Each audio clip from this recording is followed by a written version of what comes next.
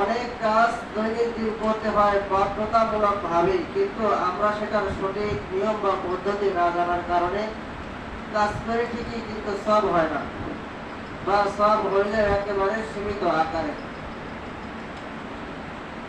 দৈনন্দিন যে কাজগুলা করি, যদি নবী করিম সাল্লাল্লাহু আলাইহি ওয়াসাল্লামের তরিকা মোতাবেক করতাম, যদি নবীজির তরিকা জেনে করতাম, তাহলে আল্লাহ তাআলা পরিপূর্ণ সওয়াব দান করতেন।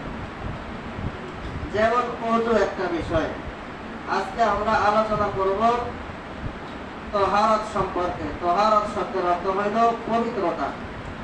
আজকে আমরা পবিত্রতা সম্পর্কে আলোচনা করব। এই ধারাবাহিকতায় একেবারে আমরা পবিত্রতা থেকে শুরু করে তায়াম্মুমের ফরজ, গোসলের ফরজ, ওযুর ফরজ, ওযু ভঙ্গের কারণ, নামাজের বাহিরে ভিতরে 13 ফরজ, নামাজের সুন্নতে মুআক্কাদা 12টি, নামাজের ওয়াজিব 14টি।